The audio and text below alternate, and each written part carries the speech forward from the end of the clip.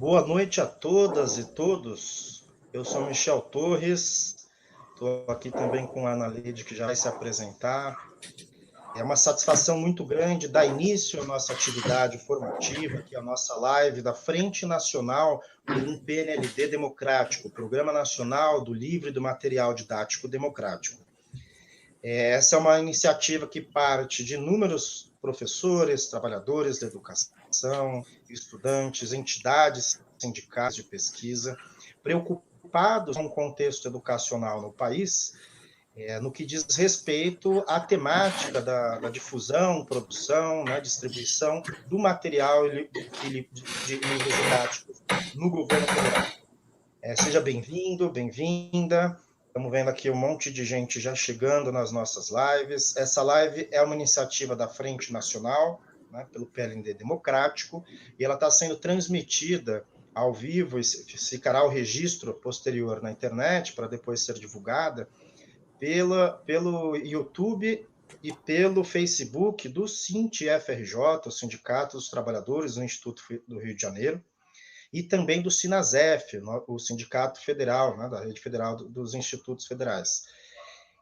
Depois nós vamos distribuir em todos os nossos links, nossas páginas. Já vou explicar rapidinho para vocês em relação a isso. Deixa eu dizer mais ou menos como é que vai funcionar a nossa apresentação, né?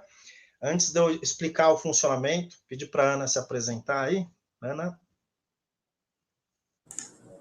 Oi, boa noite. Eu sou Ana Leide, sou professora de língua portuguesa, faço parte do Sintetipal, Sindicato dos Professores da Rede Federal aqui de Alagoas, e nós estamos juntos nessa frente nacional em defesa do livro didático e de uma educação democrática.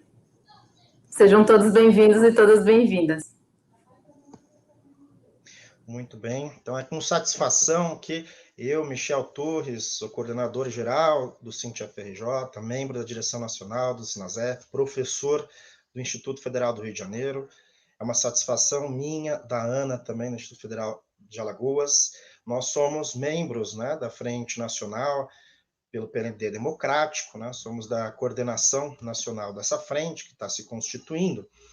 E é uma satisfação receber todos e todas. Estamos vendo aqui gente de muitos lugares, de diversas redes, começando a participar.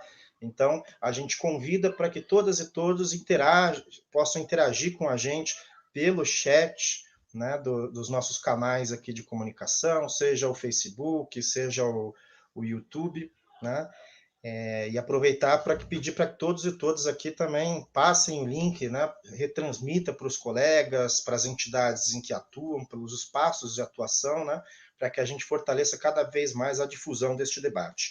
Muito bem, o tema do debate nosso de hoje é justamente tentar localizar a discussão da produção, do Programa Nacional do Livro e Programa Didático de 2021, do governo federal de Bolsonaro, e tentar estabelecer quais são os pontos críticos, por que nós constituímos esta frente propriamente dita. Foi uma iniciativa, como eu disse, que partiu de uma discussão crítica do ponto de vista coletivo, e a ideia é que esta frente ela absorva cada vez mais professores, estudantes, trabalhadores da educação, pesquisadores, sindicalistas, enfim, aqueles e aquelas que têm um compromisso com a produção de políticas públicas democráticas e que percebam a seriedade circunstancial, conjuntural que a gente tem passado num contexto de desmonte da educação pública de conjunto. É preciso estabelecer que o Plano Nacional de Livro Didático ele é uma política estruturante no que diz respeito de materiais didáticos, currículo, alinhados a BNCC e a reforma do ensino médio, Esta reforma cuja aprovação foi feita a toque de caixa ainda no governo Temer, no governo passado, de forma antidemocrática, ou seja, com atropelo de todo o debate democrático acumulado nos anos anteriores, procurando oferecer soluções fáceis para problemas complexos. Então, para debater esses temas aqui, nós temos hoje alguns convidados mais do que especiais, pessoas de referência no campo da reflexão, no campo da pesquisa e no campo da luta política em defesa da educação pública. Eu vou pedir para que a Ana agora vai fazer uma apresentação da nossa carta manifesto, né? Para que a gente aglutine cada vez mais entidades, que a gente aglutine cada vez mais pessoas interessadas em fazer parte dessa forma de mobilização, né? De crítica, de contraponto ao projeto bolsonarista para a educação, no que se concerne ao PNLD, e apresentar alternativas, né? Então, Ana, contigo. Tá bom. Carta Manifesto por uma Frente Nacional em Defesa do PNLD 2021 Democrático. Somos educadores, educadoras, estudantes, trabalhadores e trabalhadoras da educação em suas múltiplas categorias, pesquisadores, pesquisadoras e sindicalistas. Neste manifesto, fazemos um chamado a todos e todas pela constituição de uma Frente Nacional unificada para debatermos criticamente o PNLD do governo Bolsonaro. Conforme é sabido, o PNLD é um programa que formata o material didático, pedagógico e literário para as escolas públicas da educação básica por segmentos. Constitui material imprescindível para os e as docentes em suas atividades de ensino e oferecem subsídios fundamentais aos estudantes e às estudantes. Contudo, os livros e materiais didáticos são meios e não fins definidores de currículos e disciplinas. Entendemos que o PNLD 2021 representa uma política educacional estruturante em um contexto de projeto político de desmonte da educação pública e democrática, orientando o preparo de materiais didáticos e do currículo escolar alinhados à BNCC e à reforma do ensino médio, as quais combatemos. O PNLD 2021 dilui o conhecimento escolar pelas chamadas habilidades e competências de mercado, reorganizando a lógica do currículo por áreas que têm por foco aligeirar o ensino e, apesar de se propor integrador, destitui qualquer concepção pedagógica interdisciplinar autêntica. A ênfase está em livros e projetos que substituem componentes curriculares ancorados em projetos integradores e projetos de vida reduzidos às competências da BNCC, cujas áreas do conhecimento, adequadas ao novo ensino médio, substituem as disciplinas específicas. Até o dia 16 de março, junto às instituições públicas, aliás, essa data já foi modificada, né?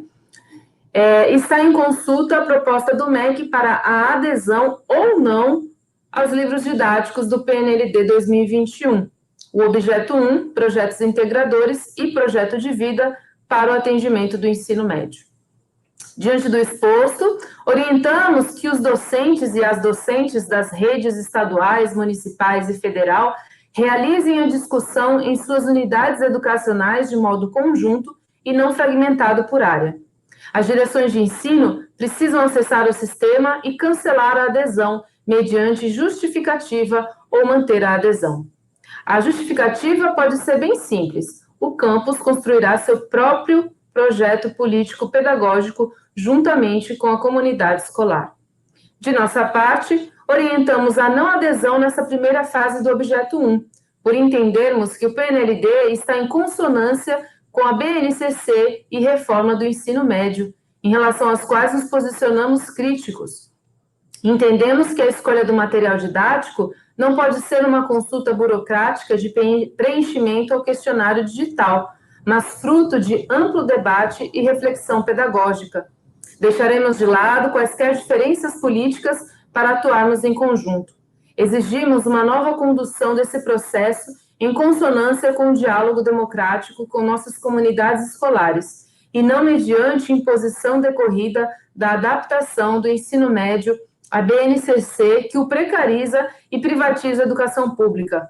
Por toda a nossa necessidade de resistência, nos organizarmos é um imperativo, por um PNLD democrático. PNLD democrático, Frente Nacional. Muito bem, Ana.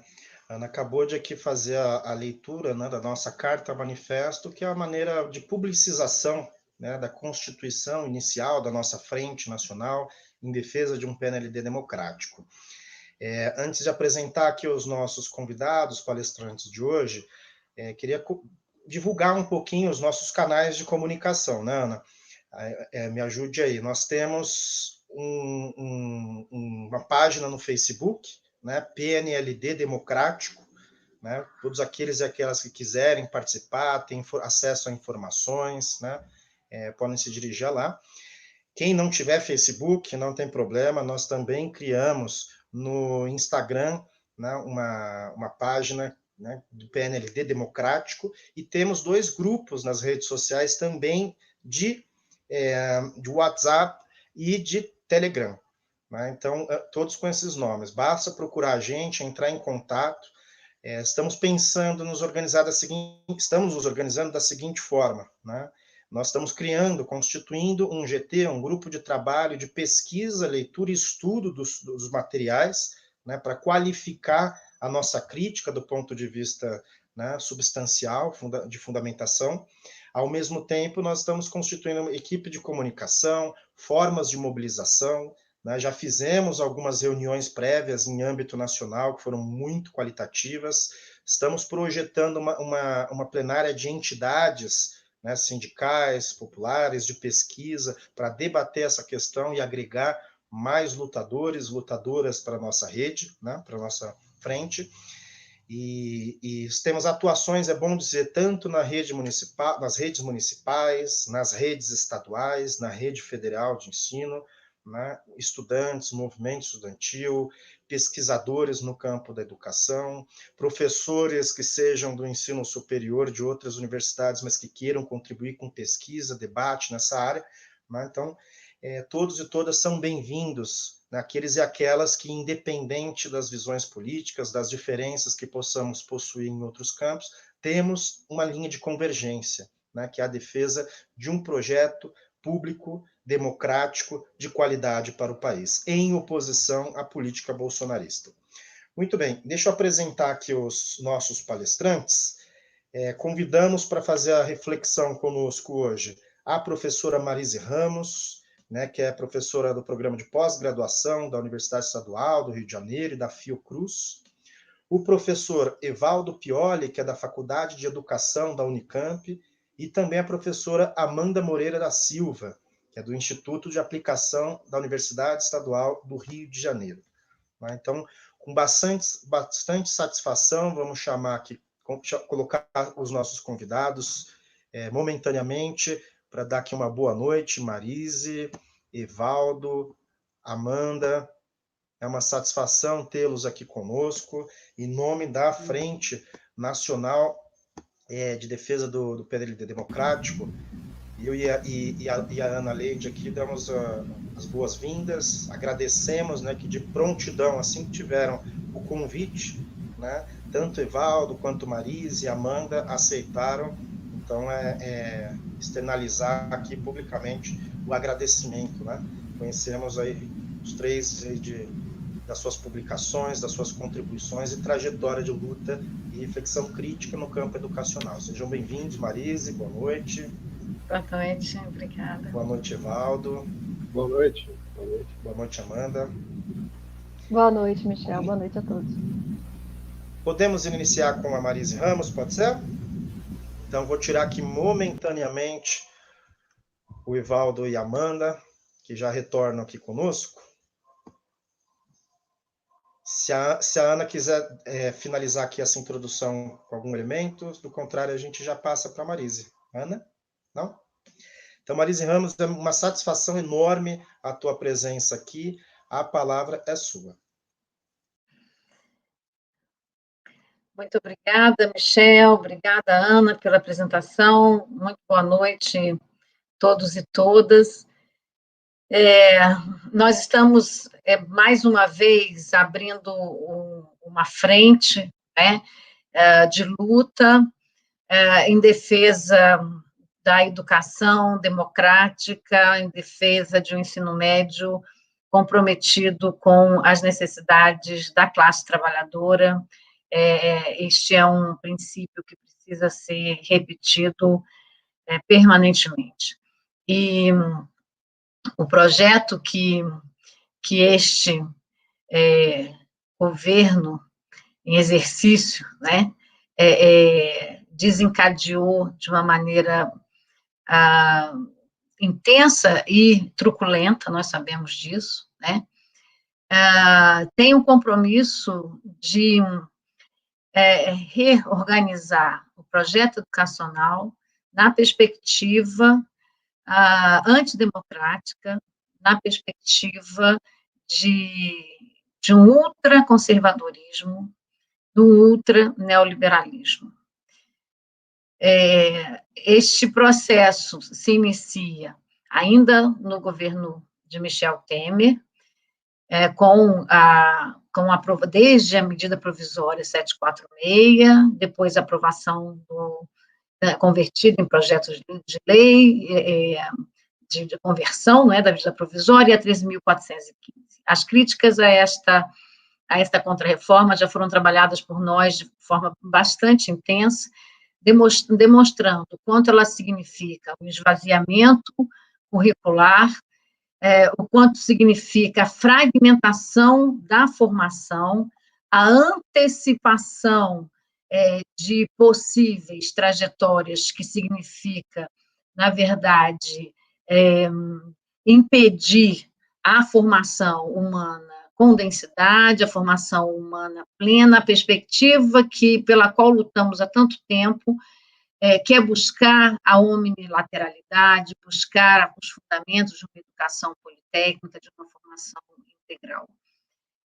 Não bastasse isto, né, a partir do que a 3.415 apresenta, com a redução da carga horária, do que seriam as horas próprias e típicas do ensino médio, e a criação dos itinerários formativos, e o esvaziamento no sentido da ênfase em língua portuguesa e matemática, obrigatoriedade do inglês, de esvaziamento de todos os outros componentes curriculares, e a fragmentação em itinerários, tanto aqueles relacionados às chamadas áreas de conhecimento, quanto da educação profissional.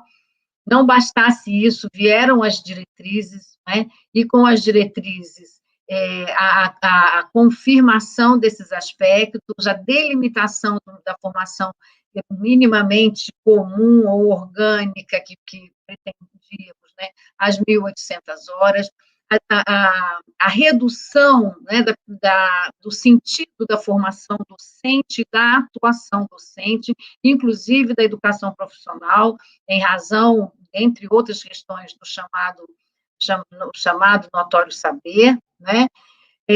Não bastasse a BNCC, e sabemos, inclusive, a inversão que foi feita sobre mecanismos jurídico-ideológicos, que foi vincular o exercício, né, a vigência da legislação à BNCC, o que colocou também a BNCC a ser elaborada a toque de caixa e de forma igualmente antidemocrática. A BNCC reorganiza a concepção pedagógica de formação humana e as referências curriculares com base em habilidades e competências, ignorando todo um histórico de crítica a essa lógica que se pauta pela ênfase no individualismo, pela diminuição do sentido dos conhecimentos como direito e processo, no caso de ensino-aprendizagem, como processo de apropriação do conhecimento socialmente, historicamente produzido, que significa uma formação pragmática, que significa uma subordinação da formação à lógica do mercado, mas um mercado, inclusive, absolutamente desregulamentado, precarizado, face à vinculação desses aspectos às demais reformas que foram empreendidas também no contexto de exceção, né? E a delimitação dos horizontes formativos e de produção da existência mesmo à classe trabalhadora. Inclusive porque sabemos que trata-se de uma contrarreforma, e a aplicação, né, a implementação da Lei 13.415, junto dela, dos elementos da BNCC, terão um forte controle, né, imposição e controle das redes públicas. e, portanto, trata-se de uma contrarreforma que atinge o coração mesmo da classe trabalhadora, que é a lógica neoliberal, que é a lógica do capital, que é a lógica do ultraconservadorismo. Bom, se somarmos esse conjunto de questões, né, portanto, a Lei 13.415, a BNCC, as Diretrizes Curriculares Nacionais de Ensino Médio, as Diretrizes Curriculares Nacionais da Educação Profissional, nós diríamos, talvez, que a pedra de toque, né, o que estaria faltando para a composição deste edifício, que rigorosamente trata-se, penso muito menos num edifício que se demolirá, na verdade, penso como um edifício que está se construindo para ser demolido sobre a cabeça dos trabalhadores e esmagá-los, né? É o PNLD, é o Programa Nacional do Livro Didático, que nós sabemos muito bem. Trata-se, livro didático implica uma das mediações da política curricular, né? E nós sabemos que a disputa cultural, a disputa política, a disputa ética, a disputa ideológica, passa pela escola, passa pela seleção do conteúdo, dos conhecimentos a serem ensinados, passam pela lógica do projeto político-pedagógico, e o livro didático, ele é a consolidação de uma política curricular. Neste caso, né, ele tende a reproduzir, a partir dos conteúdos e das orientações ou mesmo imposições metodológicas, passa a reproduzir de forma objetiva todo o arsenal, todo o conjunto ideológico que vislumbra, que projeta esta formação fragmentada, reduzida, esvaziada, e que tem a lógica de submissão mesmo do trabalhador aos processos que associam, de um lado, a fragmentação e a precarização do trabalho, né, do trabalho em geral, na sociedade em geral, a redução drástica da autonomia docente e a subsunção do docente, a determinações, nós poderíamos dizer assim, externas, né, que passam tanto, e aqui temos colegas que certamente discutirão isso, por aquilo que tem se discutido como regime internacional de educação, né, como um empresariamento da educação.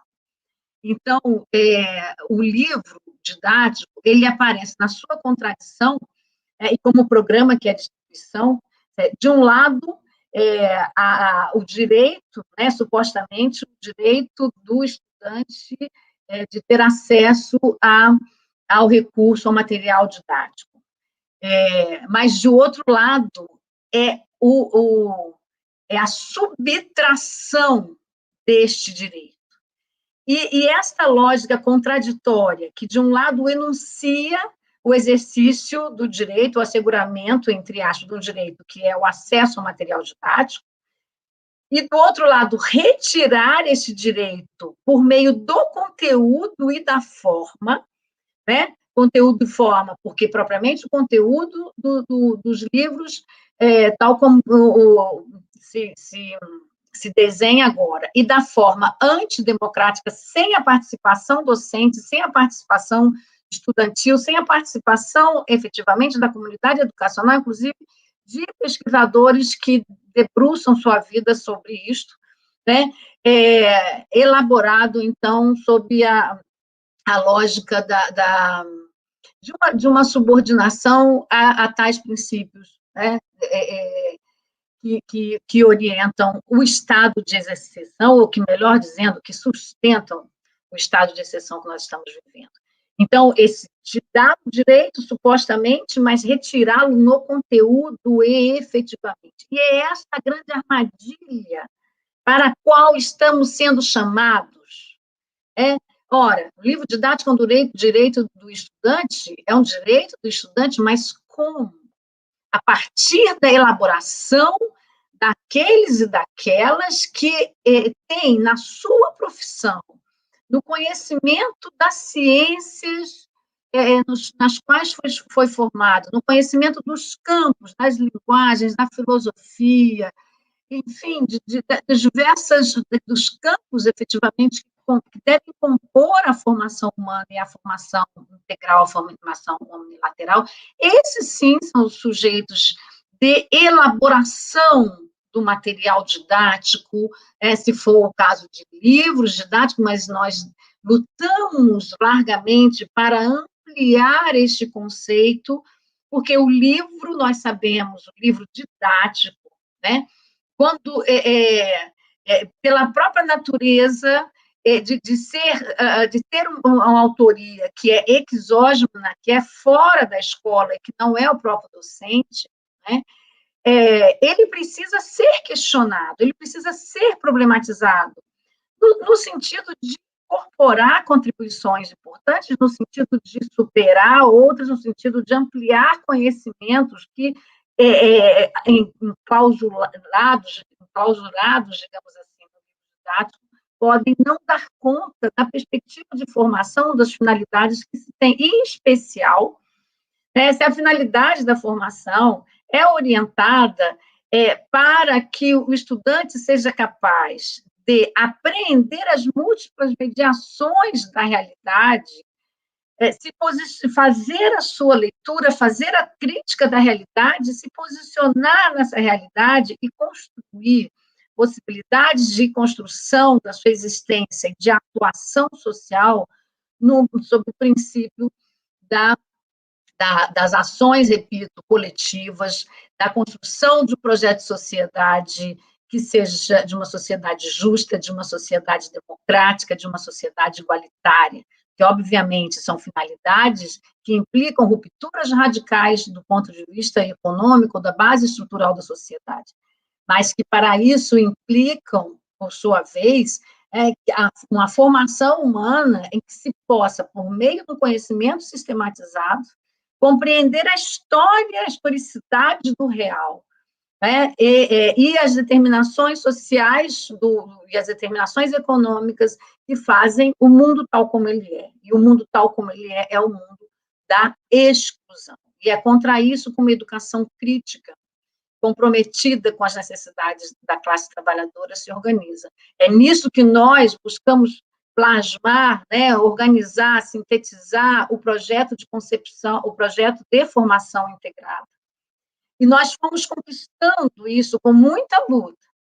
E fomos vendo as nossas conquistas, vendo não como testemunhas, mas lutando, na verdade, fomos lutando e resistindo contra a demolição de cada conquista que nós fomos conseguindo as duras penas,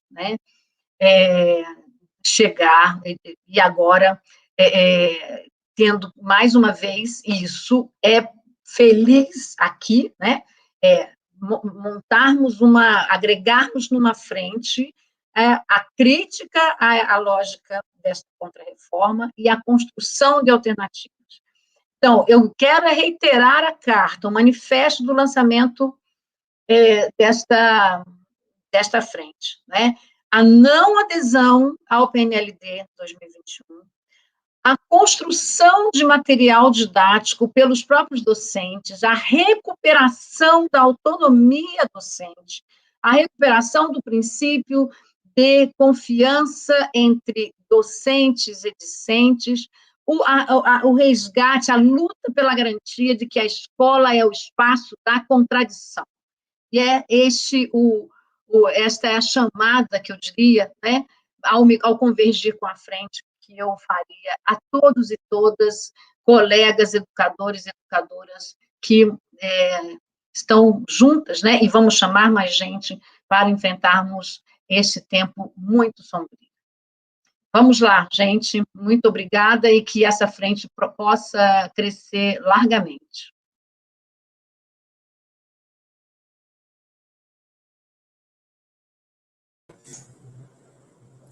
Obrigada, professora. É um prazer te conhecer, assim, te vendo, Como eu disse, eu só tinha ouvido e lido Marise, mas ouvi-la falar é sempre um prazer, é sempre encorajador para continuarmos a nossa luta por uma educação democrática, por uma educação de qualidade para os nossos jovens, né? Para a nossa sociedade também, para o futuro da nossa sociedade. A falta de uma reflexão, de uma visão crítica do que está nos acontecendo agora, politicamente, socialmente, nos deixa num beco sem saída, né? É preciso realmente termos uma educação completa, com todos os conteúdos que foram levantados, foram estudados, foram trazidos historicamente para a nossa sociedade, e é um direito de todos os jovens, de todas as jovens, ter acesso a esse conhecimento e por eles refletir e pensar e fazer um Brasil melhor, né? Fazer um mundo melhor. E a educação é o único caminho possível para que o nosso mundo seja melhor do que hoje. Muito, muito obrigada, muito agradecida pela sua presença. Foi um prazer imenso. Obrigada mais uma vez. Bom, agora eu quero chamar a professora doutora Amanda Moreira da Silva, da Universidade Federal do Rio de Janeiro. Obrigada, professora, pela sua presença também. A professora Amanda é docente junto ao Instituto de Aplicação Fernando Rodrigues da Silveira, CAP-UERJ. Obrigada, professora. E estamos felizes pela sua presença, pela sua pesquisa também, pelo seu engajamento na educação, e gostaríamos da sua palavra sobre o nosso PNLD, sobre a BNCC, o ensino médio, sobre o momento atual que estamos vivendo.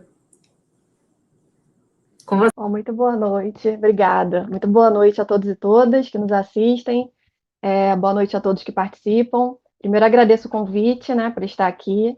É um prazer, Michel, Ana Leide, né, estar aqui participando desse debate, proposto aí pela Frente Nacional pelo PNLD Democrático. É uma honra poder falar depois da professora Marise Ramos, né, e antes do professor aí, que vai falar em seguida, né, o professor Evaldo. Muito bom, muito importante essa temática trazida, né, oportuna, de nós estarmos fazendo essa discussão agora. Queria destacar a importância desse espaço, né, e a importância dessa iniciativa da frente. São momentos como esse, iniciativas como essa, espaços como esses aqui, que nos fortalecem, né, nesse momento tão difícil que a gente está enfrentando. Né, é preciso mais do que nunca buscarmos forças, né, nesse contexto que vivemos agora, que é o pior momento dessa pandemia, né, a pior fase dessa pandemia que estamos passando, com recorde diário de mortes e sistema de saúde colapsando, né? Inclusive nós da educação perdendo camaradas, né, lutadores sociais. Ontem mesmo perdemos o Renatinho, né? Dirigentes sindicais também sendo levados por essa doença, né? Só essa semana. Então, em nome desses lutadores, dessas pessoas, né, e dos quase 300 mil brasileiros e brasileiras vítimas da Covid, é que nós temos o dever de seguir, né, de continuar denunciando o genocídio em curso no nosso país, exigindo a vacinação em massa de forma célere para a população e também, na medida do possível, tendo essas iniciativas, né, iniciativas como essa aqui, de resistência, né, no campo, seja no campo laboral, seja no campo educacional, enfim, mais do que necessárias, né? Então, para discutir o tema proposto, né, primeiro que o tema é bastante amplo, né, que foi passado, BNCC, reforma do ensino médio, escola sem partido e educação no governo Bolsonaro. E a gente tem pouco tempo para falar, então vou fazer alguns recortes aqui na minha fala, né? Muito bom, inclusive, falar depois da professora Marise, que ela já traz aí um panorama geral desse processo, né? Mas antes de iniciar, eu queria destacar assim, o momento que a gente está vivendo agora nesse março de 2020, né, de 2021. A gente está diante de uma escalada autoritária, e quando a gente fala em escola sem partido, não tem como não falar disso, né? A gente está diante de uma escalada autoritária sem precedentes, né, sobre a qual estamos vivenciando nesse momento. Só para citar alguns casos que aconteceram agora no mês de março e que afetam profissionais de educação, né, enfim, professores, cientistas. A gente teve um ofício do Ministério da Educação, né, agora em março, que orientava a prevenir e punir atos considerados políticos partidários nas universidades federais. Né, logo em seguida, nós tivemos processos de investigação abertos pela CGU, a Controladoria Geral da União, contra professores que criticaram o presidente em eventos transmitidos pela internet. Né, 2 professores, inclusive, da Federal de Pelotas, um ex-reitor e um pró-reitor, que tiveram que assinar termo de ajustamento de conduta, se comprometendo a não falar, a não fazer manifestações de desapreço pelo presidente nos próximos 2 anos, né? E cabe destacar que 2 professores com pesquisas de muita relevância no campo do combate à Covid, né, com artigos publicados em revistas importantíssimas, como a Lancet, por exemplo, né, artigos que, inclusive, citam, né, o ataque à ciência no governo Bolsonaro, e por isso estão sofrendo essa perseguição. Né? Também no mês de março tivemos o caso envolvendo a professora da Federal Rural de Pernambuco, né, presidente, inclusive, da Associação dos Docentes da Universidade, que foi acusada de injúria, né, por colocar um outdoor com críticas ao presidente. Né? Então, alguns casos, assim, que eu acho que gostaria de iniciar citando, né, porque a gente está diante de um cerco, realmente, né, e um cerco que se amplia para publicações em redes sociais, né, e que tem como alvo professores, cientistas, ativistas, recentemente até blogueiros, né, influenciadores digitais, recebendo mandato de intimação por chamar o presidente de genocida, né, por dar nome aí a, de fato, o grande responsável por essa quantidade de mortes hoje que o nosso país está vendo, né, acontecer. Então, na educação básica, a situação não é diferente, né? No dia 10 de março, a gente teve a indicação de um nome para a coordenação de materiais didáticos do MEC, né, que é uma fervorosa defensora do Escola Sem Partido e do homeschooling. Né? Então, dentro desse contexto, que a gente tem que analisar a educação, né? O ensino remoto, o ensino híbrido, né? Porque, de fato, o ensino remoto, o ensino online hoje, ele é um espaço que favorece, né, o Escola Sem Partido, né, favorece a perseguição aos professores, o monitoramento constante dos trabalhadores de educação, né, uma coerção também muito presente aí nesse ensino remoto que a gente tem vivenciado aí durante 2020 e agora o ensino híbrido, né, em 2021. Então, a pandemia, né, eu vou tentar falar um pouco mais desse aspecto, a pandemia ela foi o cenário perfeito, né, para seguir com a agenda de 2 frentes hoje, que eu queria partir minha fala desse ponto, né? 2 frentes que hoje influenciam diretamente a educação pública brasileira. E eu estou pegando aí esses termos dessas 2 frentes com base no LIEP, né, o Laboratório de Investigação Estado, Poder e Educação da Rural, que é um grupo de pesquisa muito próximo ao grupo que eu faço parte, o Colemarx, né, o Coletivo de Estudos em Educação e Marxismo. E esse laboratório, ele cunhou esses 2 termos que eu acho que ajudam aqui para a nossa reflexão. Né? Primeiro essas 2 frentes que hoje influenciam a educação brasileira e que conseguiram ter forte influência e ampliar sua influência durante a pandemia. Né? A primeira é a Frente Social Liberal, né, que a Marisa já acabou trazendo um pouco também, né, que é essa coalizão de políticos, mídia, empresários, empresas educacionais, institutos, fundações privadas, né, que fazem aí que incorporam a agenda, né, dos organismos internacionais, né, e são tidos aí como os reformadores da educação, aqueles que vão colocar a pauta educacional, né, de acordo com essa agenda dos organismos internacionais, principalmente a OCDE, né, a Organização de Cooperação e Desenvolvimento Econômico, para os países periféricos. Então, esses setores, eles conseguiram aí consolidar, né, um modelo de regulação do trabalho no setor educacional desde a década de 90, né, mais precisamente ali na virada do século, início do século XXI, né, que a gente tem, inclusive, o surgimento do movimento Todos pela Educação, em 2006, né, que é o grande organizador, digamos assim, né, o intelectual orgânico, para ficar aí nos termos de Gramsci, né, o intelectual orgânico desse movimento, né, desses aparelhos privados de hegemonia que hoje dividem o bolo da educação, né, e que é composto aí por diversos institutos, fundações, né, que fazem um contato direto com as secretarias e vendem os seus programas, seus materiais didáticos, seus projetos para a educação hoje no nosso país. Esse setor ele é fortemente influenciador da educação brasileira, inclusive em 2007, né, nós tivemos o PDE, Todos pela Educação, né, que foi o Plano de Desenvolvimento da Educação, que levou o nome, inclusive, do movimento Todos pela Educação, né, e esses setores, eles combinam aí uma tríade, né, que é a meritocracia, a responsabilização e a privatização. Eu acrescentaria essa tríade é colocada pelo professor Luiz Carlos Freitas, né? Eu acrescentaria também o viés da precarização, né? Isso que pauta aí a atuação desses setores que veem a educação a partir da lógica dos índices, né? O índice nacional, o IDEB, o índice internacional, o PISA, da OCDE, né? Uma lógica educacional baseada em metas, baseada em ranqueamento, em avaliações externas, né? E dentro disso o professor é visto como um executor e não como um artífice, não como um elaborador do conhecimento, né? Além disso, carrega também a lógica da culpabilização, né? Então, se não as metas não são atingidas, né? Os índices não são atingidos, a culpa é do professor que não tem uma boa formação, né? Que não tem capacitação, como eles costumam utilizar o termo, né? Então, esse processo aí é o que é levado por essa frente social liberal.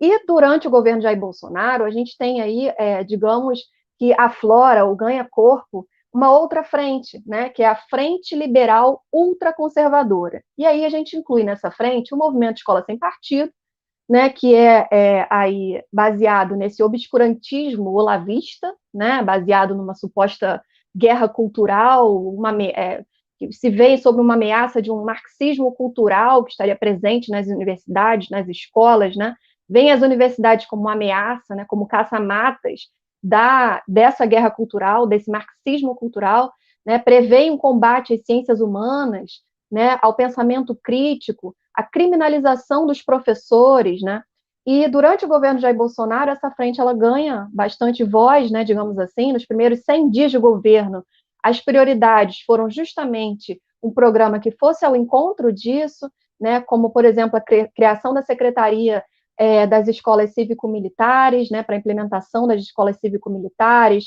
tidas como a resolução dos problemas educacionais do país, né, a regulamentação do homeschooling, que é um outro desejo dessa frente, né, que, cabe dizer, 2 processos que avançaram durante a pandemia, né, o governo tinha como proposta implementar mais de 250 escolas cívico-militares até o final do mandato, e durante a pandemia eles conseguiram implementar 51 escolas cívico-militares, né? Então a boiada está passando, né?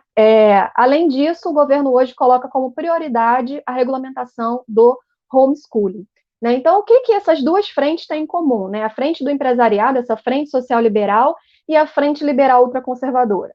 Nada mais, nada menos do que o fim da escola pública como a gente defende, como a gente quer, né? Como muito bem colocou a professora Marise, né? Uma escola integral, né, que forme o ser humano de forma omnilateral, enfim, então esse projeto ele está muito distante dessa educação que a gente defende. É verdade também, preciso destacar que o empresariado dessa frente social liberal, eles perderam um pouco a influência no início do governo Bolsonaro, né? O governo Bolsonaro, de certa maneira, via até como uma ameaça, porque por conta dessa suposta ideologia de gênero, enfim, coisas que eles identificam, né? E viam, de certa maneira, até como uma ameaça. Mas, rapidamente, em prol do capital, em prol do projeto do golpe para a educação, rapidamente se alinham, se rearranjam, né, em prol do interesse comum, que é a implementação da Base Nacional Comum Curricular e da reforma do ensino médio. Cabe dizer aí que é um projeto do golpe, né, do golpe de 2016, não há uma separação entre o governo Temer e o governo Bolsonaro, é uma unidade, né? Então a gente está diante aí, a partir desse momento, de um golpe trabalhista em primeira instância, né, por conta, primeiro, da emenda constitucional número 95, que nós já chamávamos lá atrás de PEC do fim do mundo, e de fato foi, né, a gente está vivenciando isso, né, ela foi a abertura desse processo aí de fim do mundo, né, no campo laboral, no campo da educação, terceirização, lei da terceirização, reforma trabalhista, né, que inseriu, que regulamentou o trabalho intermitente, enfim, uma precarização do trabalho, né, reformas que foram pensadas e implementadas no governo Temer, e no governo Bolsonaro esse programa, né, essa proposta de precarização, de retirada de direitos, né, de destruição das leis do trabalho, ela segue com a reforma da Previdência, com a Carteira Verde e Amarela, recentemente com a PEC 186. Né? Então, dentro disso, né, a educação ela não está apartada. Então, a Base Nacional Comum Curricular e a reforma do ensino médio, não à toa, elas foram pensadas concomitantemente, né? Então, o sentido é formar o trabalhador resiliente, que é a palavra que eles gostam de utilizar, né? Que seja um trabalhador adaptado à lógica uberizada do trabalho, a lógica precária, desse mundo do trabalho intermitente, desse mundo do trabalho uberizado e plataformizado, né? Então, o governo Bolsonaro, ele aprofunda a agenda do golpe e traz novos elementos da pauta conservadora dessa frente liberal ultraconservadora, né? Então, assim, na pandemia, essas duas frentes, elas têm muito sucesso. Ambas se aprofundaram na pandemia para passar, de fato, os seus programas, as suas propostas, né? São os principais interessados no ensino remoto, no ensino híbrido, né? Porque, em primeiro lugar, isso favorece a Frente Social Liberal, né? Que continuam apoiados na agenda dos organismos internacionais e, como a gente pode observar, os relatórios do Banco Mundial durante a pandemia foram fervorosos defensores do ensino remoto e do ensino híbrido, né? O Todos pela Educação se coloca mais uma vez como intelectual orgânico do período da pandemia. Priscila Cruz foi a primeira a ser chamada, né, na mídia para falar qual seria o rumo da educação durante a pandemia, e aí defendendo o ensino remoto, né? Então, esses setores, eles ficaram bastante entusiasmados aí, porque o ensino remoto, o ensino híbrido, favorece o projeto de implementação da Base Nacional Comum Curricular e da reforma do ensino médio, né? Uma base nacional que se alinha aos materiais didáticos, que se alinhe à formação dos professores, que se alinhe à avaliação baseado nos parâmetros das avaliações externas que vão contribuir para o índice da educação, e para isso os professores têm que ser, né, aqueles que tenham a menor autonomia possível, né? Cabe dizer que em 2017 a Google.org, que é, digamos assim, o braço da responsabilidade social da Google, né? Eles repassaram 15 milhões de reais à Fundação Lehman para que eles criassem uma plataforma digital que oferecesse milhares de planos de aula digitais, vídeos, materiais didáticos alinhados à BNCC, ligados aos testes. Então, ali tudo começou, né? Em 2017. Mas, durante a pandemia, esse processo avança, né? Avança de forma muito rápida. E a frente liberal ultraconservadora, né, também se aproveita do momento de pandemia. Primeiro, por conta do monitoramento constante a partir do ensino remoto, né, um processo de vigília dos professores constante, envolvendo coerção e perseguição aos professores. São diversos relatos de professores que colocam, né, questões que os pais estão assistindo às aulas, opinando sobre as aulas, criticando as aulas, né? Professores que têm sido alvos de memes, né? Viram memes na internet, ou pegam trechos de suas falas, enfim, são muitos casos que já vêm sendo denunciados. Então, nesse contexto, né, já tentando finalizar aqui a minha contribuição inicial, né, é muito importante que a gente esteja atento a isso, né, de que a gente não está falando de homeschooling, né, com o ensino remoto, não é a mesma coisa. O homeschooling é quando a frequência à escola deixa de ser obrigatória e as famílias passam a educar os filhos no ambiente privado, mas o ensino remoto, apesar de não ser o homeschooling propriamente dito, ele abriu uma grande experimentação nesse campo, e como eu disse, o governo Bolsonaro hoje definiu como prioridade, agora também no mês de março, a regulamentação do homeschooling. Isso está à frente de temas estruturais de educação que deveriam estar sendo discutidos no momento de pandemia, né? Então, uma das propostas aí é regulamentar o homeschooling, né, porque eles afirmam que as famílias que optam por essa prática sofrem uma perseguição, são acusadas de abandono intelectual, então eles têm que regulamentar isso, e, obviamente, com isso, né, o interesse maior é abrir mais espaço para os grupos privados e religiosos entrarem, né, nessa seara.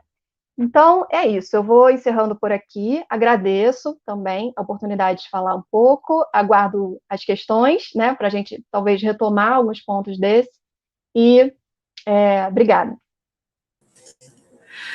Muito obrigada, Amanda. Eu, assim, estou sem fôlego, na verdade, porque foi tanta informação de destruição da nossa educação, que realmente a gente fica, às vezes, sem ação, né? São tantas ações contra nós, vindas de todos os lugares, politicamente falando, que a gente fica um pouco perdido, assim, por onde a gente começa, né? E quem não se lembra da propaganda do Luciano Huck, vendendo o curso de linguagens, o curso de exatas, o curso de humanas, né? Que era o pacote, o combo. Você quer ser professor? Venha ser professor, faça o curso de linguagens e vá dar aula, né, como um professor de linguagens. Então, mal a reforma do ensino médio foi aprovada, o Sistema S já estava vendendo esse pacote de cursos de professores, né? Você não está fazendo nada, venha ser professor, né? Faça aqui um cursinho rápido para nós. E é uma precarização aprofundada, né? Ela não é superficial. Eu agradeço demais, Amanda, a sua iluminação para nós sobre educação, e aguarda porque tem perguntas, viu? Agora eu quero chamar o professor Dr. Evaldo Pioli, do Departamento de Políticas, Administração e Sistemas Educacionais, o DEPASE, da Faculdade de Educação da Unicamp. Muito obrigada, professor, pela sua presença. Você tem a palavra para também nos iluminar um pouquinho nesse meio de escuridão que está a nossa educação. Boa noite. Obrigado a todos que estão nos assistindo. Eu queria agradecer imensamente essa oportunidade de debater aqui, de conversar com os professores, com esse grupo que está à frente aí dessa frente nacional, né, pelo PNLD democrático. Dizer que também reitero aqui, como fez a professora Marise, o documento, né, eu li esse documento, acho que ele tem uma força política muito importante e faz parte, né, nós temos que tentar construir formas de resistência. Nós tivemos aí, eu queria lembrar vocês também de que os professores, hoje no Brasil ainda é a categoria que mais se mobiliza, mais resiste, mais luta. Nós tivemos agora aí greves no Rio de Janeiro, São Paulo, Santa Catarina, Paraná, contra o retorno das aulas, em defesa da vida, as greves sanitárias de professores. É muito importante lembrar que também parte das medidas adotadas pelos governos de interrupção das atividades nas escolas, em alguns casos, foi fruto da luta dos professores das escolas públicas, privadas. Então, é uma categoria que está sempre na luta e é importante, eu quero saudar essa iniciativa. Bom, o que nos trouxe aqui, né? O que nos trouxe nesse cenário? Um PNLD nesses termos que nós estamos debatendo aqui, né? Primeiro foi que aquilo que a Amanda disse muito bem, quer dizer, esse foi um projeto do golpe que se instaurou no Brasil após 2016. É um projeto gestado no ano anterior ao próprio golpe, que estava lá. Se você for ler, eu convido os professores a lerem o tal documento Ponte para o Futuro, os termos estavam lá, né? Os termos disso, da reforma do ensino médio, da proposição de uma base nacional comum, porque quem fez esse documento? Foram os reformadores empresariais, foram as fundações empresariais, o setor empresarial e os seus intelectuais orgânicos. Foram eles que gestaram esse projeto, que está sendo implementado agora. E ele disse, como disse muito bem a Amanda, quer dizer, não há divergência, ao contrário, há confluências, né? Então, já estava previsto lá essa proposição de uma base comum, de uma reforma do ensino médio, que fazia parte dessa agenda. E lá, naquele contexto, quando já lembro que veio primeiramente a reforma do ensino médio, né? A reforma do ensino médio, a base comum do ensino fundamental, base nacional comum curricular do ensino fundamental, a reforma do ensino médio e, posteriormente, veio a Base Nacional Comum do ensino médio. Isso fazia parte de um plano articulado, né, de reorganização, de reconfiguração da educação pública no país. Então, nós acompanhamos, nós dizíamos na ocasião, né, que a proposição da base comum dialogava lá com o Common Core, né, um americano que está relacionada com o sistema de testagem, estava relacionado com o sistema de testagem, e que instituiria no Brasil aquilo que a Daiane Ravich relata também, né, um sistema de controle e de responsabilização sobre os professores. Se você for olhar o documento da Base Comum Curricular e veja os livros didáticos, né, eu estava olhando dentro do PNLD ontem e hoje, por conta dessa demanda, observando, né, os livros, como eles estão amarradinhos com a malha de competências e habilidades, todas codificadas, né, os livros dos professores, e que isso, para mim, expressa aquilo que eu chamo de uma malha de controle sobre o trabalho dos professores. Como disse muito bem a professora Marise, é um projeto de consolidação do currículo, de uma proposta de currículo. Nós debatemos, na ocasião da proposição da base e da reforma do ensino médio, principalmente da base, também nós conversamos bastante, chegamos a debater com esses segmentos, que aquilo era que eles diziam que a base comum não é um currículo, mas que a gente dizia que, se atrelada à matriz de avaliação, ela se consolida como tal. Ela impõe o currículo. Portanto, ela faz parte de um projeto autoritário que vai retirando, aos poucos, a autonomia das escolas, das unidades escolares, de elaborarem aquele seu projeto pedagógico, aquilo que está previsto na LDB. Então, essa malha de controle vai se fixando na forma de responsabilização, de engessamento das atividades das escolas, vai se impondo, né, às escolas como tal. Qual a confluência disso com essa guerra ideológica? É claro que toda essa malha de controle, ela vai também esvaziando o currículo, vai dando ênfase no português e matemática, esvaziando o currículo das escolas daqueles conteúdos da formação humana geral, em todos os níveis, não só no ensino médio, mas vai esvaziando a escola desses conteúdos críticos, das disciplinas, dos conteúdos críticos que a escola precisa ter, e retirando a autonomia dos professores. Portanto, também eu sempre digo que esse projeto liberal, encabeçado por essas fundações empresariais, ele conflui com a lógica, com as ideologias conservadoras, com a lógica conservadora de um movimento como Escola Sem Partido. Ele dialoga com isso. Ele está o tempo todo dialogando com isso. Isso seria um segundo ponto, né, que vai retirando da escola a sua autonomia, a sua possibilidade de elaborar seu projeto pedagógico, trabalhar a formação humana, trabalhar conteúdos críticos.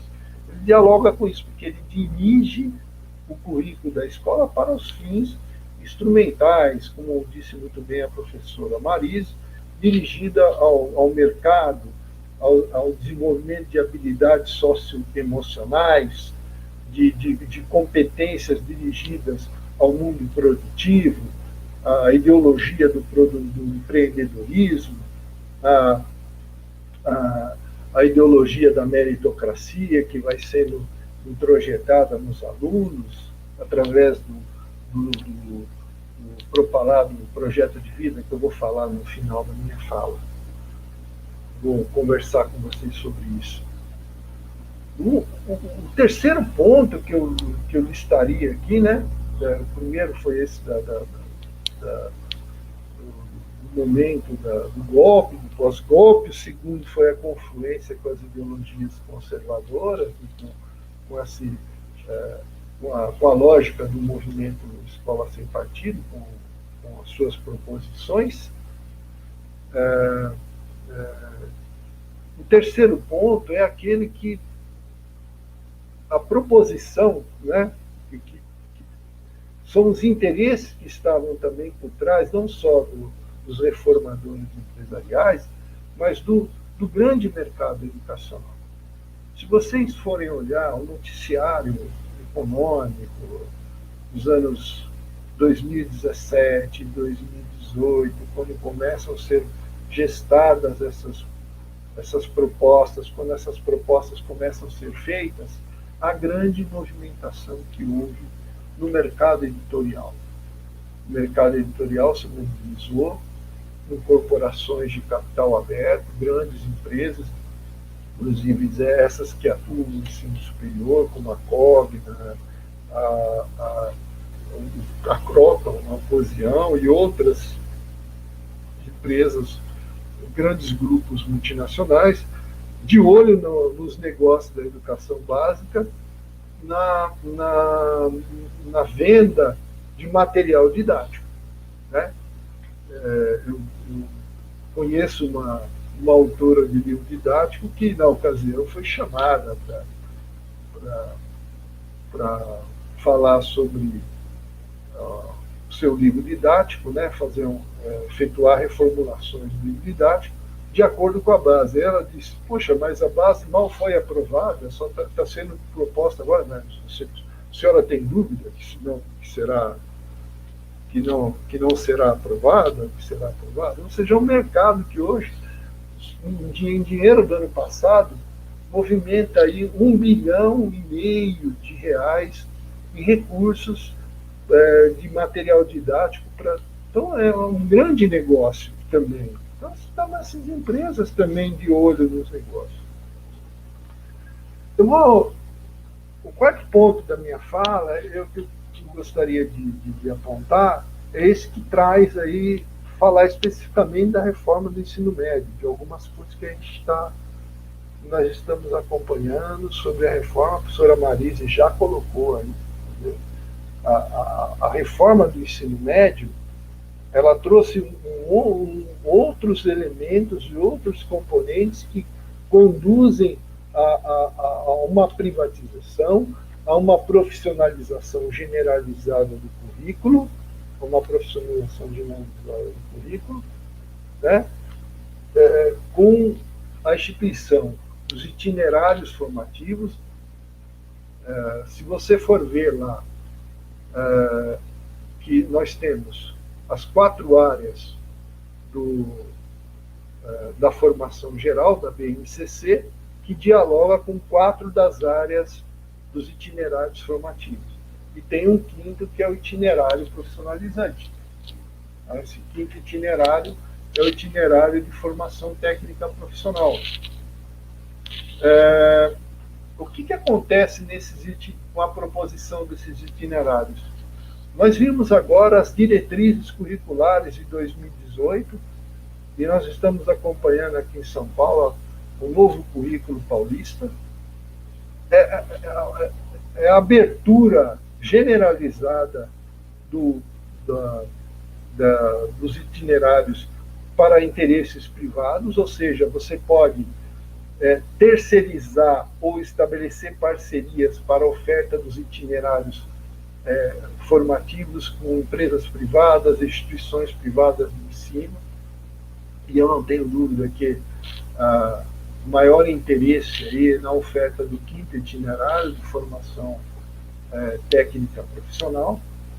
Nós estamos acompanhando aqui, por exemplo, a proposição em São Paulo do Novotec, né? Novotec, que começa com o Centro Paula Souza, que é um centro de formação profissional aqui em São Paulo, mas que tende a ser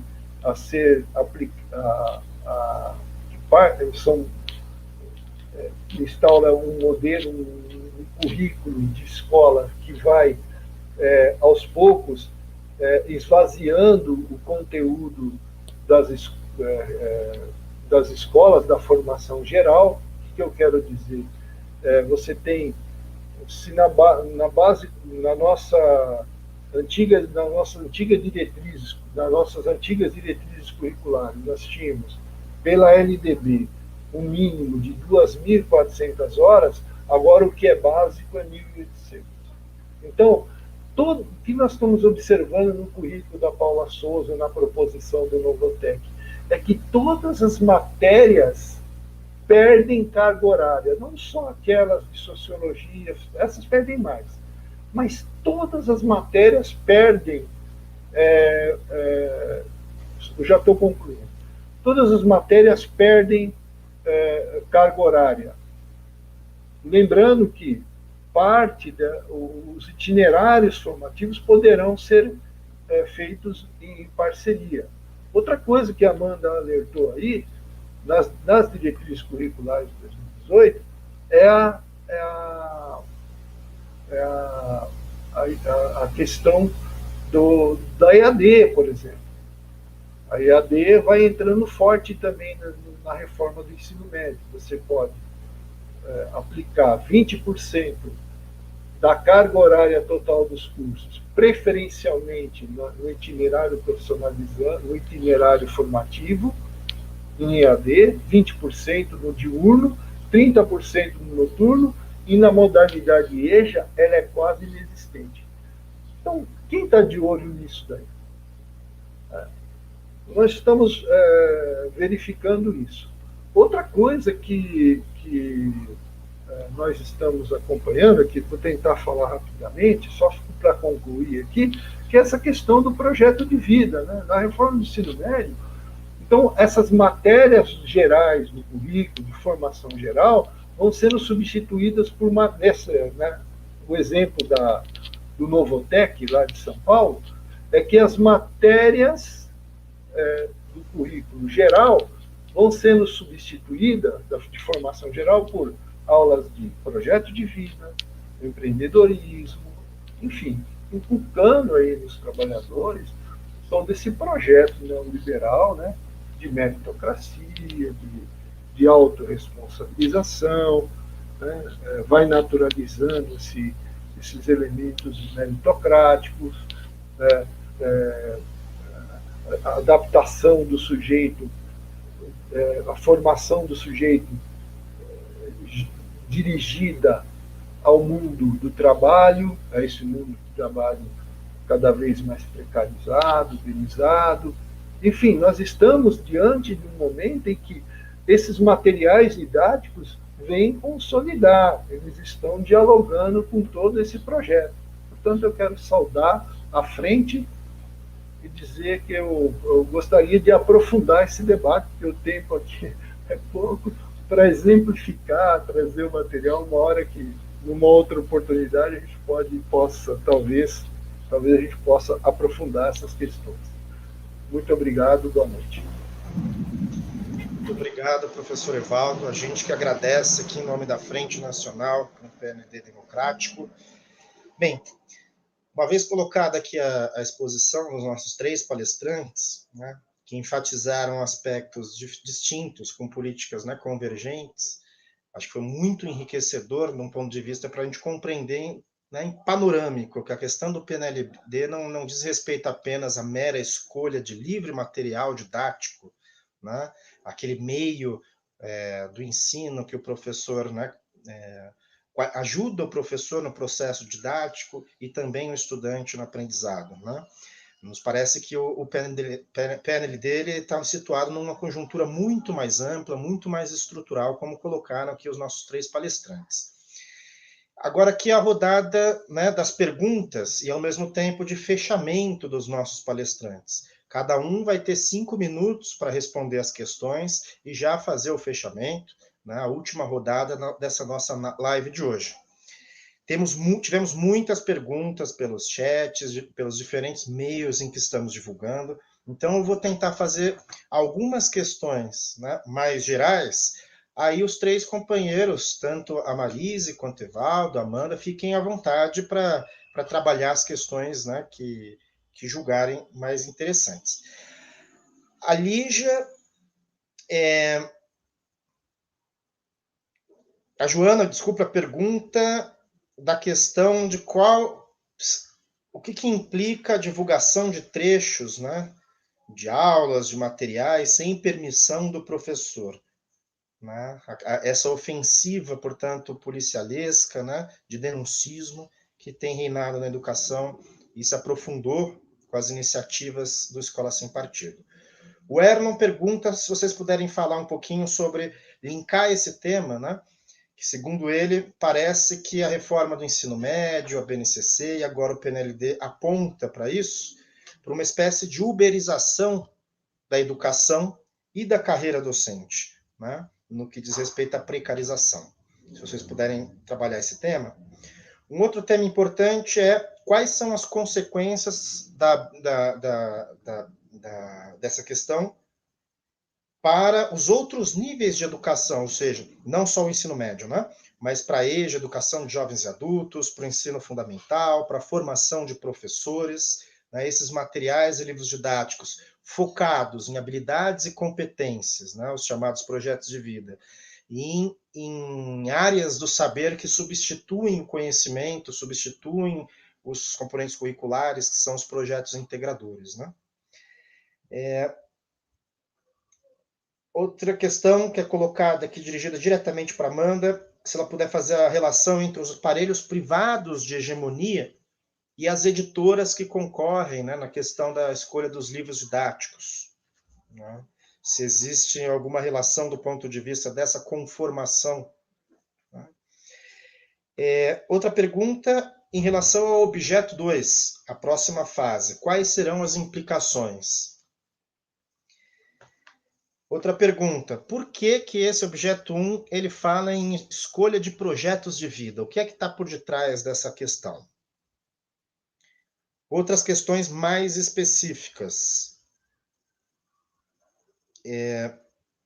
A flexibilização prevista na reforma do ensino médio e a estruturação que a BNCC assume impõe um revés ao PNLD enquanto política pública.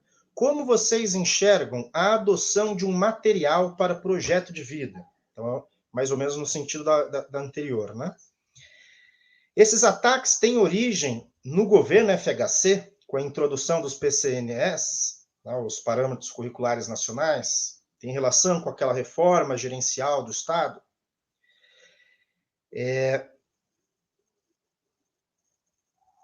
Será que nós somos obrigados a nos expor enquanto professores? Como ficam as nossas garantias jurídicas, a liberdade de cátedra em relação ao ataque?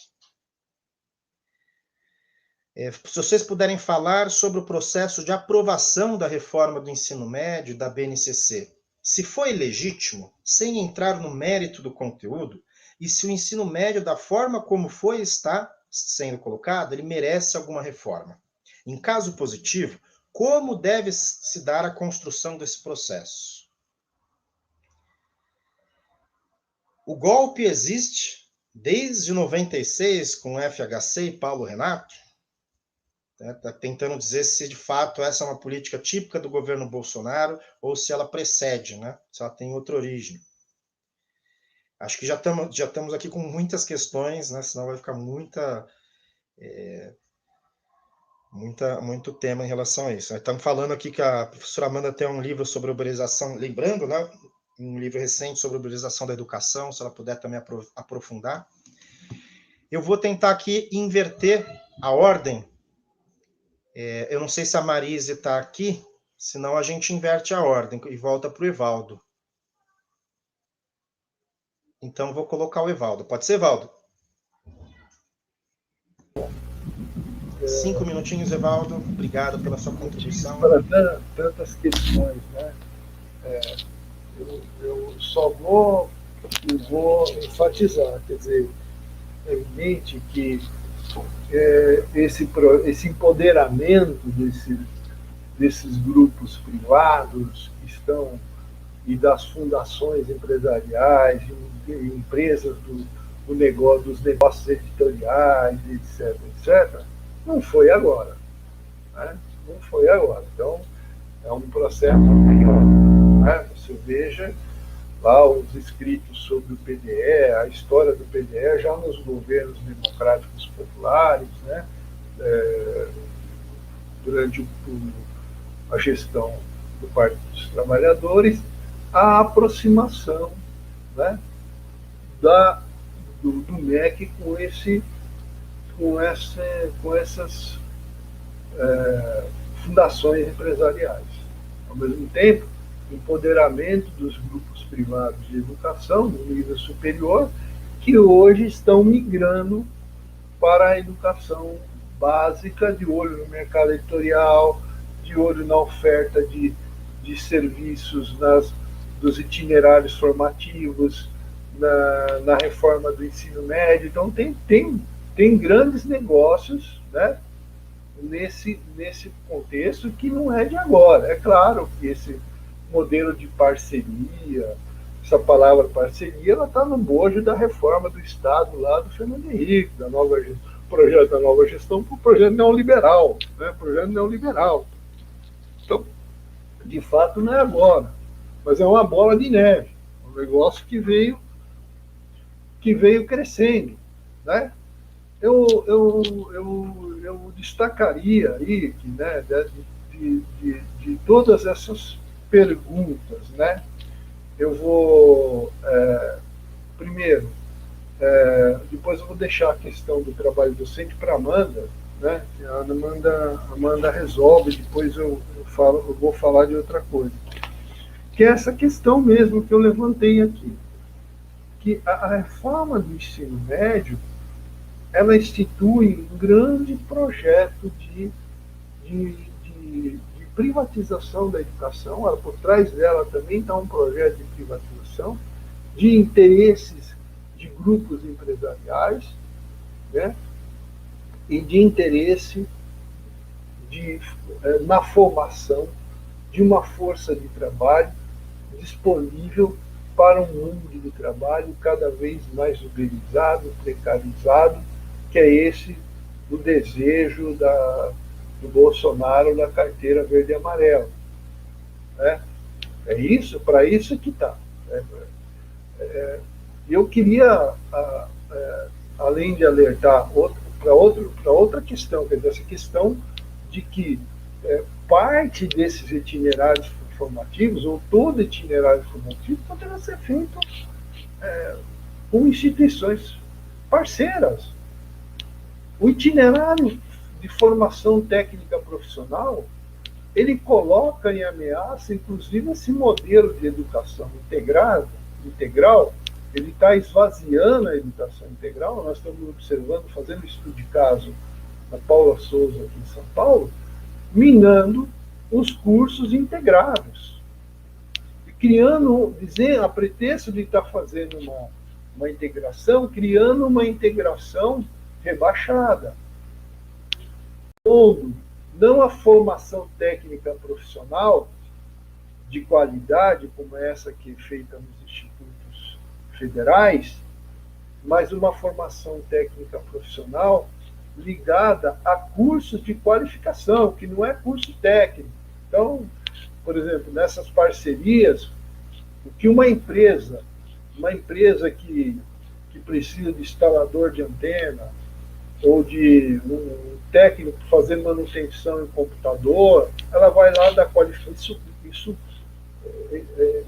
Isso serve como parte do itinerário profissionalizante, que não precisa ser um curso só, pode ser vários cursos de qualificação pela resolução.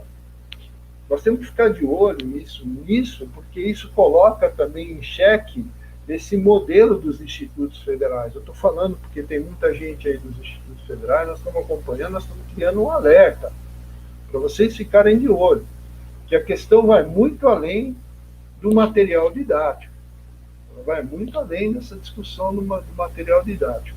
O material didático é uma questão que a gente precisa enfrentar, ela rouba a autonomia, ela retira a autonomia do professor, do projeto pedagógico, que está amarrado a um projeto autoritário de base nacional comum curricular, reforça essa malha de controle que eu falei.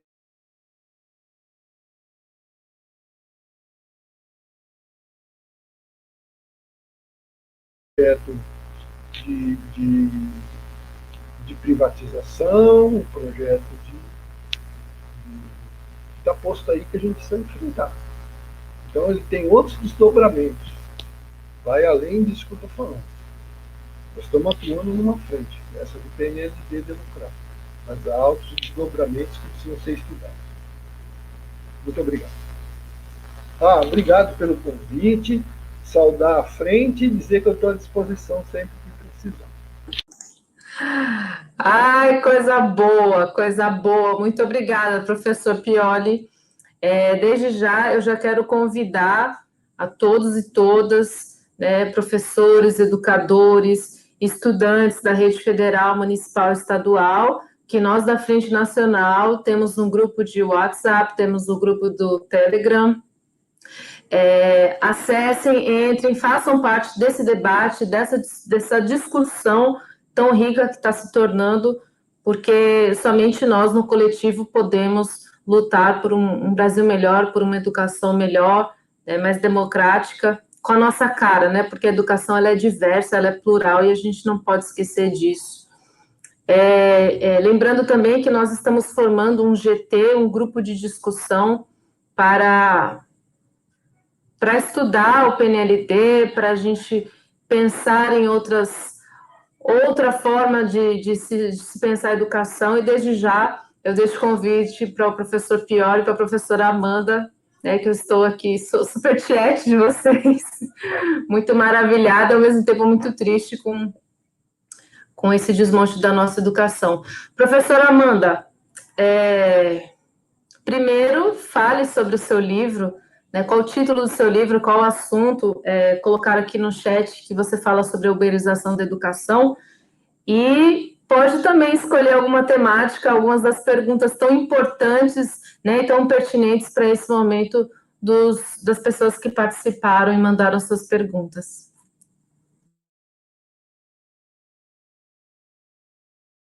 Muitas questões extremamente pertinentes, né? Daria para a gente ficar um bom tempo discutindo cada uma delas.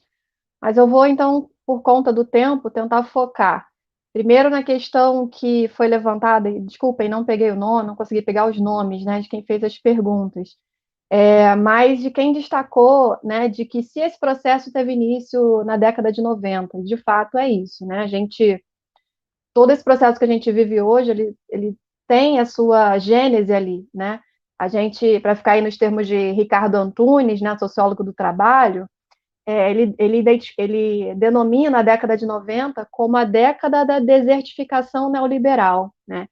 E hoje a gente estaria diante da década da desertificação social, né? Da devastação social. Então, assim, é um processo que inicia ali e culmina nos dias de hoje, né? Com a total retirada de direitos, com a precarização aos moldes que a gente vê hoje, né? Incluindo aí a economia do compartilhamento, né? Ou transformada em uberização nos últimos anos. Então, é o auge da precarização, né? Está uma precarização piorada se comparada à terceirização, que já era o que considerávamos o que havia de pior.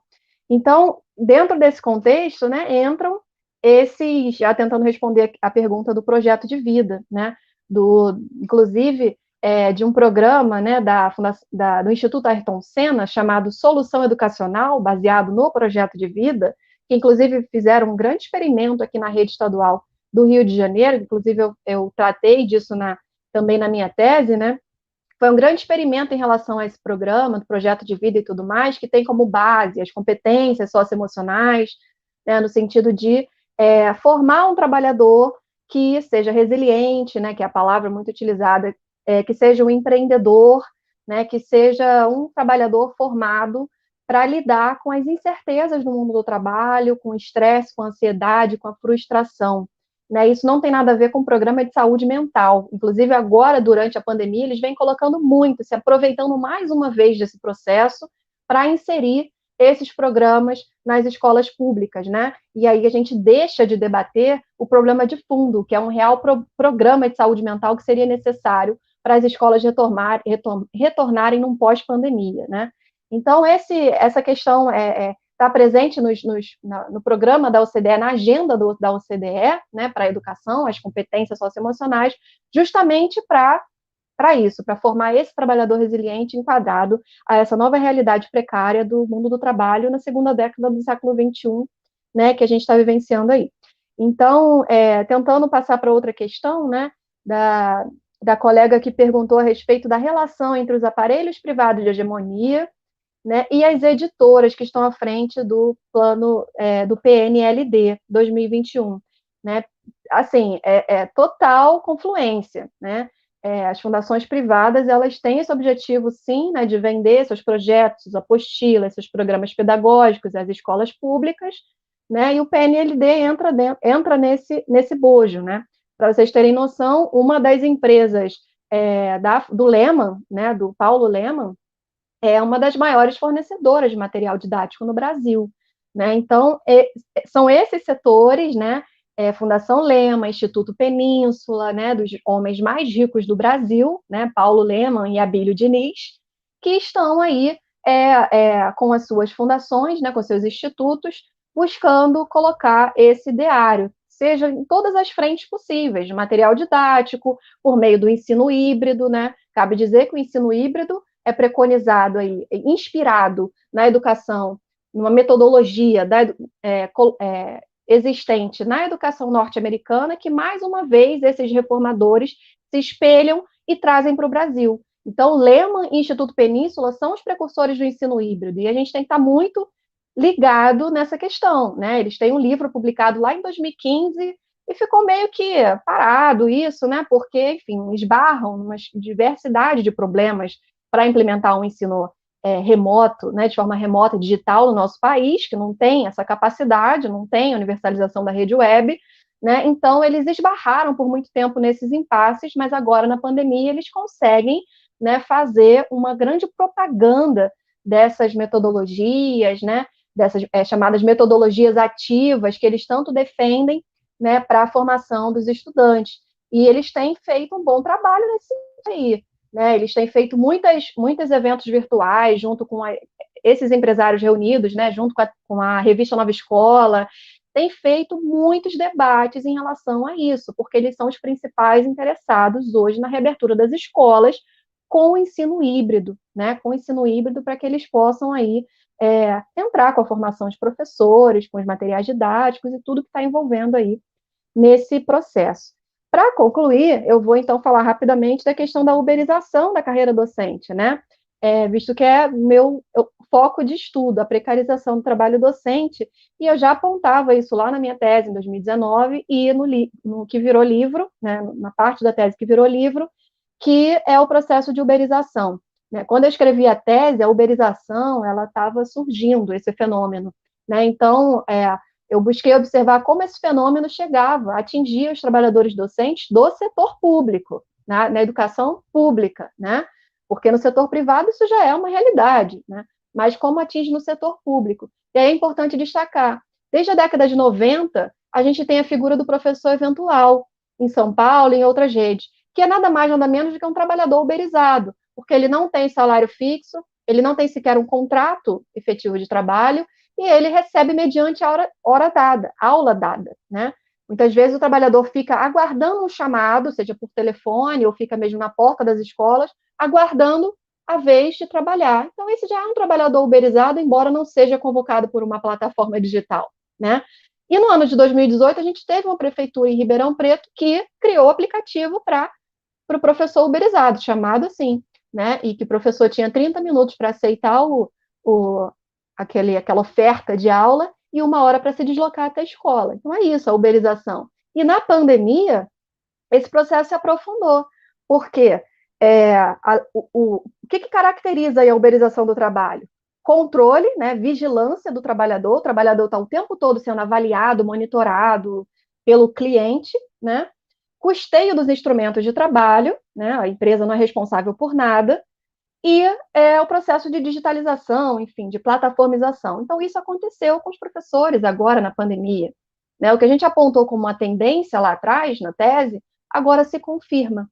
Né? Se confirmou, porque o professor está cada vez mais controlado e vigiado, custeou todos os seus instrumentos de trabalho durante a pandemia, pouquíssimas redes fizeram o movimento de garantir os instrumentos de trabalho para os professores, tiveram que aumentar plano de internet, tiveram que comprar computador, enfim, e colado com o processo de youtuberização, né, que a youtuberização é nada mais, nada menos que a transformação do trabalho presencial para o trabalho remoto. E a gente vivenciou e está vivenciando isso. Então é isso, eu vou fechando por aqui, agradeço a oportunidade, aprendi muito nesse debate mais uma vez, é sempre apropriado. Agradeço Evaldo, Marise, Michel, Ana Lúcia, e todos e todas que ficaram aqui até agora nessa sexta-feira, né, debatendo aqui com a gente. Obrigada, e queria ressaltar também que eu dou todo o meu apoio aí à excelente carta manifesto lida pela Ana aqui no início da live, da frente, tá? Obrigada. Amanda, muito obrigado pela tua participação aqui. Agradeço ao professor Evaldo Pioli também, grande parceiro aí nas lutas, né? Tenho uma admiração grande pelo professor Evaldo, deixo aqui explicitado. A Amanda também acompanho bastante o teu trabalho de pesquisa, tá? Marise, agora Marise Ramos, professora Marise Ramos, se você puder colocar suas considerações finais e tecer alguns comentários, né, que foram muitas perguntas, o que você se sentir mais à vontade, a palavra é tua. Muito obrigado, professora. Tá bem, obrigada. Foi muito importante ouvir a Amanda, professor Pinoli. Acho que temos aqui um conjunto de matéria, né, para o aprofundamento, e aí agradeço também aos organizadores e às organizadoras pela oportunidade. Eu queria comentar algumas coisas rapidamente, espero que manter nos 5 minutos, inclusive em razão do adiantado da hora. Lembraria, junto com a Amanda, né, sobre a uberização, o quanto os itinerários formativos vão contribuir para isso, né, considerando uma diminuição da carga horária destinada à chamada parte comum e a possível disponibilidade de professores das respectivas áreas que eventualmente não sejam contemplados pelos itinerários, e a articulação disso com a reforma trabalhista, a reforma administrativa, né? Então, nós temos aí aspectos que tendem a se agravar cada vez mais. Sobre a relação com as outras níveis ou etapas ou modalidades da educação, né? Etapas da educação básica, níveis da educação, ou nível superior, nesse caso, considerando a educação básica e a educação superior como os respectivos níveis e modalidades. Só sinalizar o quanto o ensino médio tende a ser uma referência, digamos assim, para as outras etapas educacionais e para as outras modalidades, né? Vocês sabem o quanto, sob a lógica de que a finalidade da educação ela está fora da própria experiência educacional, né? E aí, sob a dualidade de ensino superior, prosseguimento para o ensino superior ou para o mercado de trabalho, o ensino médio, que já foi considerado, chamado de segundo grau, e antes a educação secundária, né, por ser disputado, por ser um momento, inclusive, que define, que organiza a experiência juvenil, né, ela tende, a política do ensino médio, ela resvala e acaba orientando os demais momentos educacionais. Portanto, quanto mais grave, né, as medidas relacionadas ao ensino médio, mais dramática fica a situação da educação nacional.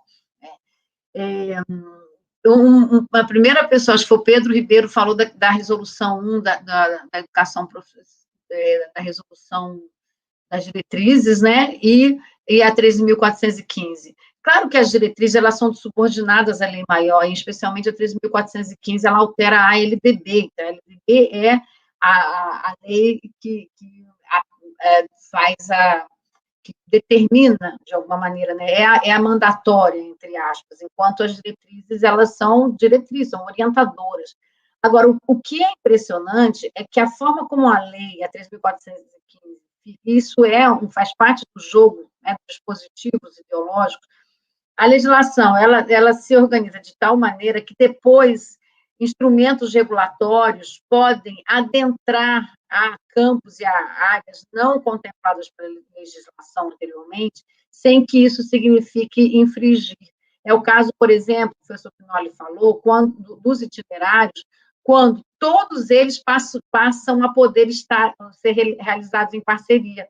A lei, ela indicava a parceria para o itinerário da educação profissional. As diretrizes remetem à possibilidade da parceria às demais. Mas o que acontece? Não é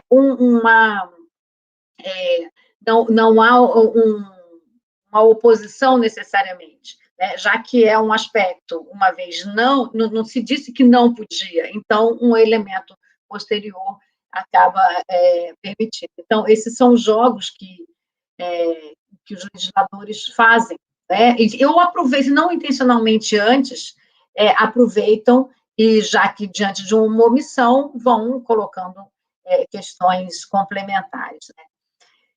Eu não vou falar sobre o projeto de vida, porque não teria tantos elementos, e o professor Pinoli abordou profundamente, né, dentro desse tempo aqui, mas, enfim, trouxe bastante elemento na sua fala inicial e agora.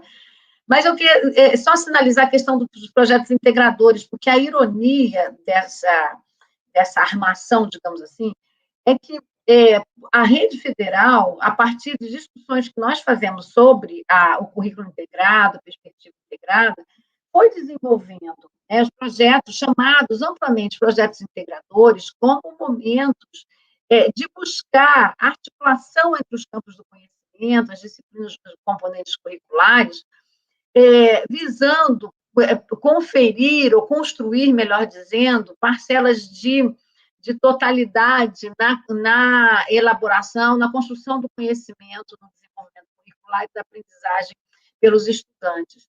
E vejam que essa questão ela é capturada, e é mais um elemento de sedução. Então, eu queria dizer que sobre a importância de defendermos, construirmos, né, que a perspectiva do currículo integrado que nós apresentamos e discutimos, ela não tem nada a ver, e aí, inclusive, da possibilidade de componentes integradores, muitas experiências que podem ser ricas, não tem nada a ver com este processo, com contra-reformista que se instaura agora.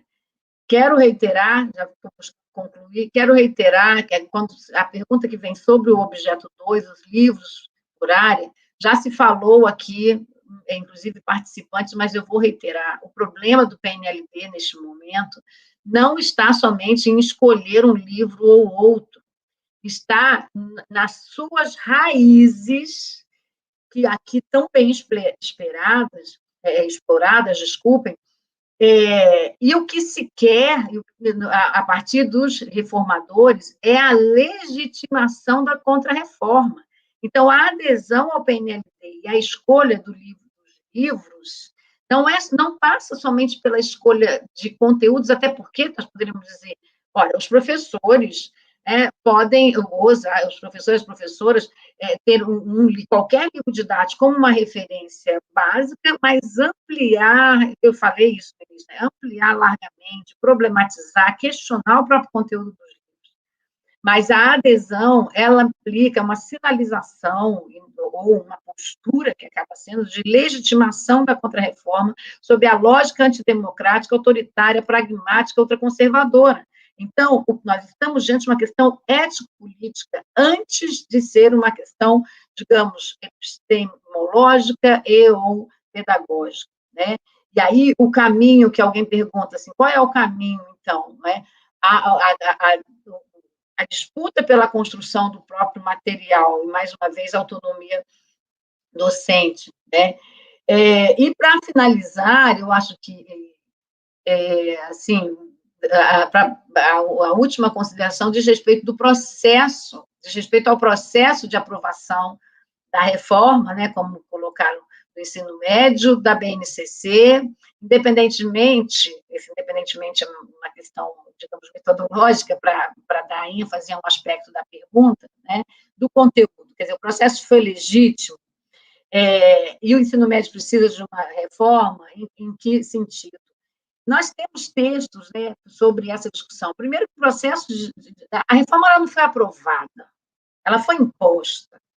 Foi por meio de uma medida provisória, um ato de exceção que absolutamente impróprio, né, para esse momento, já que nós temos de ensino médio, de regulamentação do ensino médio, desde a LDB, passando depois pela incorporação de questões do 51, 54, a própria LDB, as diretrizes que foram revogadas, né, mas que nós construímos numa disputa, tentamos e conseguimos colocar princípios significativos, que possibilitariam depois uma construção, e nós buscamos isso, uma construção junto com os sistemas de ensino, com a categoria docente, junto com os estudantes, construir no sentido da política. Nós tínhamos tudo. E aí era justamente porque tínhamos possibilidades, dentro da contradição, não tínhamos documentos unitários ou orgânicos totalmente, tínhamos muito hibridismo, mas tínhamos possibilidade, e é isso que o desmonte. Então, a Contra-Reforma, ela peca na forma, no conteúdo, no propósito. Obrigada, e reiterando, né, mais uma vez, que esse movimento, essa frente, é absolutamente fundamental. Ela chega ao PNLD, mas ela carrega todo esse processo de autoritarismo e desqualificação que vocês todos estão apontando aqui muito bem. Obrigada e boa noite. Obrigada, professora Marise. A gente que agradece bastante. Vou chamar aqui a Ana para terminar aqui a live com a gente. Agradecer mais uma vez, professora Marise Ramos, professor Evaldo Pioli, professora Ada, né, pela participação. Foi fundamental do ponto de vista crítico, né, para a gente. Agradecer quem esteve presente, quem fez as questões no chat, que possam curtir a nossa página, divulgar, né, entre os colegas, entre os espaços em que atuam, né? Lembrando que a gente tem um canal de comunicação tanto no Instagram, nas redes sociais em geral, Facebook, WhatsApp, Telegram, né? Daqui para frente, acho que a mensagem importante das três falas, né, converge no seguinte aspecto: o PNLD não se trata apenas da escolha dos livros materiais didáticos, né, para o próximo período. Ele se trata de dizer sim ou dizer não. Nós queremos uma reformulação da construção do método e apontar nas questões estruturais da educação pública brasileira, né? Nós dissemos não lá atrás à reforma do ensino médio, nós dissemos não à forma como colocar a BNCC. Está na hora, diante de ameaça, de uma ofensiva reacionária que se impõe no cenário nacional, a gente resistir. Como se resiste em momento de situação reacionária? Todos juntos, né, em capacidade de mais ampla unidade. Esse é o objetivo da nossa frente. Venha fazer parte você também. Conheça a nossa carta manifesto, que estão nos nossos canais de divulgação, o nosso vídeo explicando a carta manifesto, né? Agradecer a participação de todos, a Ana Leide aqui que dividiu a mesa comigo, né? Os colegas que estão fazendo as últimas considerações, grande satisfação, e até a próxima atividade da Frente Nacional por um PNLD democrático. Boa noite a todos, a todas. Boa noite.